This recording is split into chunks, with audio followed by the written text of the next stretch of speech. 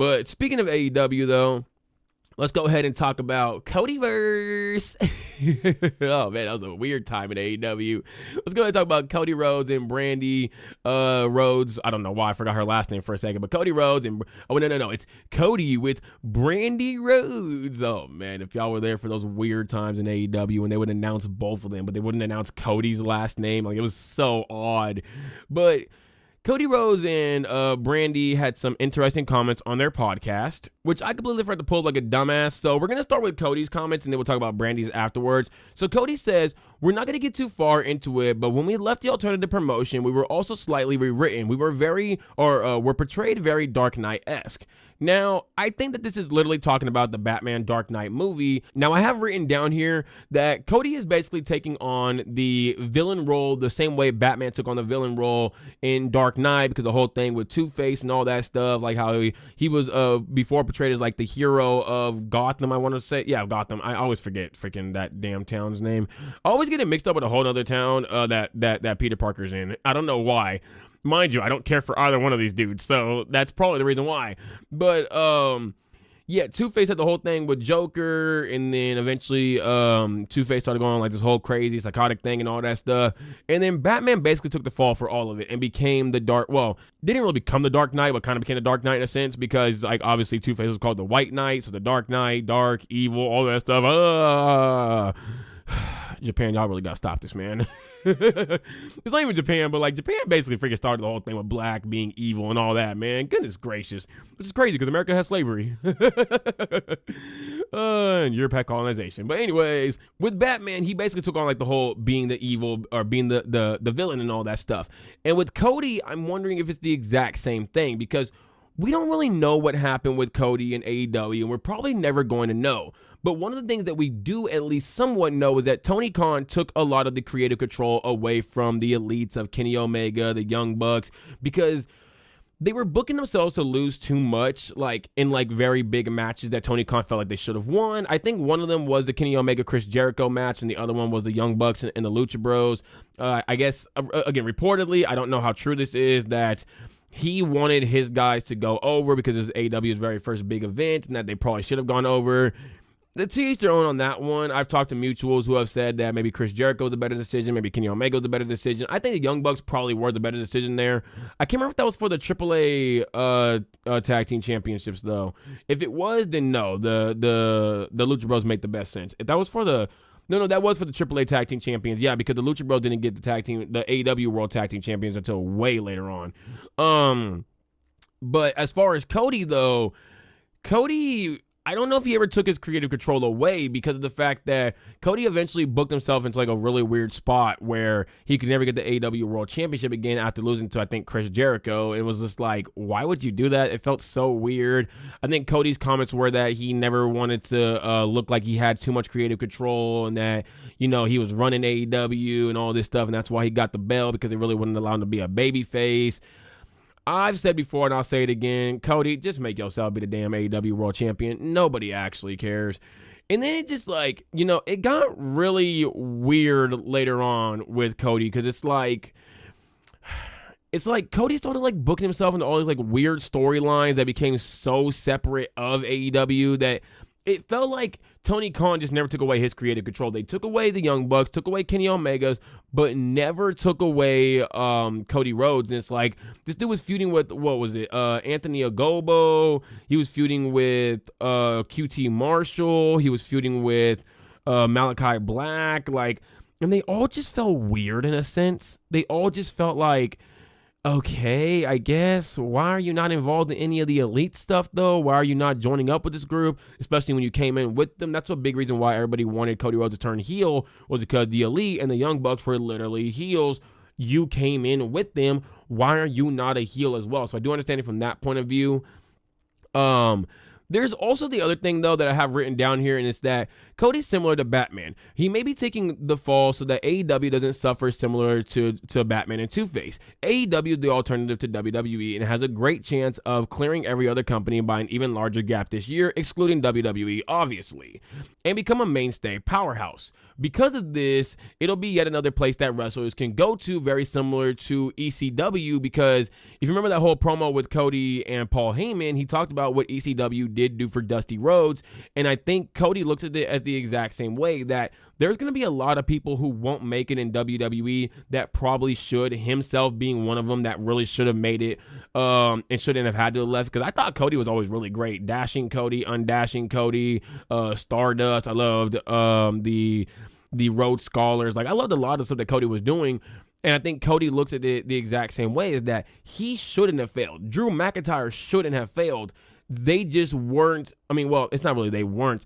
It's that the roster was too full with other stars. Well, by having AEW become a top 2 powerhouse and actually being a mainstay that lasts 20, 30, 40, 50, 60, 70, 80, 90, 100 years, being something that's like timeless in a sense, no pun intended, it's only going to help wrestling more. Wrestlers are going to be able to have a alternative to go to. They don't have to go to WWE. Maybe they don't even fit WWE. And they'll be able to go to AEW and have a beautiful career and be able to do the thing that they want to do, hopefully. Or at least, be able to get paid. In a sense, get paid, be able to feed their families and all that stuff. So I think that's the other reason why Cody doesn't probably want to tear down AEW, because maybe something did happen between him and the Young Bucks, him and Kenny, him and Tony Khan, that is like, a very big major thing. But Cody's like, well, I'm not going to tear them down, because why would I? Like, yeah, I might have issues with the Young Bucks or Tony or Kenny, but I don't have issues with wrestlers trying to, get paid. Like, I don't have an issue with Swerve Strickland or Jon Moxley or Tony Storm or Mercedes Moné or any of these people. Heck, I guarantee you that Cody's probably even like telling a lot of wrestlers, go to AEW. I guarantee you someone like Swerve, someone like Tony, someone like Mercedes, I guarantee you that he probably pushed them to go to AEW because they would be able to have a big career. Look at Swerve Strickland now, is an absolute star, has a whole shoe with Reebok, which I low-key might even be picking up. I ain't gonna lie to you. But like, these guys were able to become stars. Look at MJF. MJF might not have survived in WWE, or at least wouldn't be looked at the way he looks right now. So it's like, this was actually really great for them. And then I continue to go on by saying, and then I go on by talking about Brandi. But let me go ahead and bring up Brandi's comments, because Brandi says, no, believe it, all for me, let the darkness in, just enhances my beauty. I'm like the wicked stepmother or something. And I think Brandi Rhodes was more so just saying that, I think she was kind of like just doubling down the whole entire thing, that, yeah, we're going to enhance the darkness. We're the bad ones. Okay, you know what? We are the bad ones, because think about it like this. When Cody started like leaving AEW, and it got like really weird in a sense, like he started the Codyverse stuff and all that, fans were kind of over Cody Rhodes. So by Cody leaving, they knew it was going to suck because it's super duper mega star, and that sucks to lose somebody like that. It's like losing LeBron James, but it also allowed them to cheer their guys on more, because if Cody was able to make it away from WWE and TNA and Ring of Honor and New Japan and AEW, why can't their guys get big? Why can't MJF become a super duper mega star? Why can't Kenny Omega become an even bigger super duper mega star? Why can't Jack Perry / Jungle Boy? Why can't Darby Allin? Why can't any of these other wrestlers on the roster? Why can't they become Cody Rhodes? So what it allowed for them to do, in a sense, for AEW fans, is to cheer on their wrestlers more and, support their wrestlers more. So really, when you look at what Cody did, I think, my bad. If you look at Cody's comments on it, and you look at Cody's never really spoken bad about AEW, he's kind of like taking like little jabs here and there, but I think that's just messing around in a sense. I think it's more so like just like kind of like fuel the fire, because anytime Cody Rhodes takes a shot, it's like, okay, now AEW fans really got to double down on their guys. Other folk like Seth Rollins and all them, and Triple H and Nick Khan and all that, I don't think that really matters too much to AEW fans, because they already know kind of like how they are, but Cody was their guy. Cody was there at one point in time. He helped start the company. So it's like, I think Cody, in a sense, but I don't want to say he did it on purpose, because it would be like so crazy to say that, he just like ruined his AEW career on purpose. But you could also make a claim that he already knew that he was going to be leaving. He knew that it was always going to be WWE. And maybe this is what, really rubbed the Young Bucks, Kenny Omega, and Tony Khan the wrong way, was that finishing the story should have just been a world championship and not a WWE championship. But for Cody, it was always going to be the WWE championship. That may have rubbed them wrong. But I think Cody might have also looked at or looked at his time at AEW as probably like, okay, I'm going to be here for a few years max. I'm just going to build this company up some, and then I'm going to leave.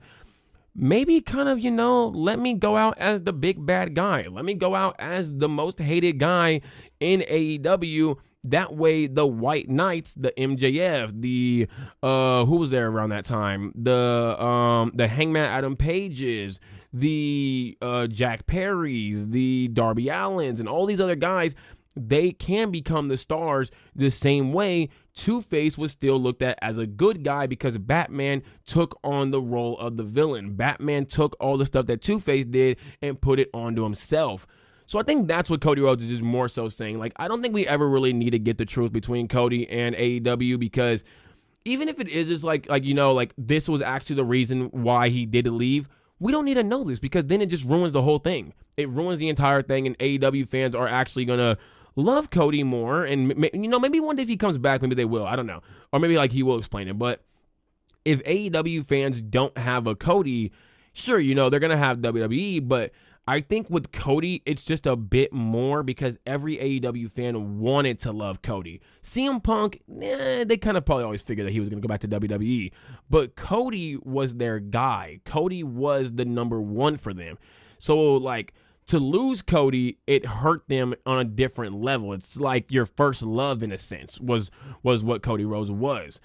So, yeah, I don't think Cody is, taking any shots at AEW or trying to, say that anybody was trying to ruin him or anything like that. I don't even think Brandi was doing that either. I think that they were just putting it out there for the people like myself and others that can look a little past the lines, or maybe, we can get all of the hate fog and, just push it to the side and stuff like that for us to be able to look at it and say, that's why you left. And again, I'm not even saying I'm 100% correct.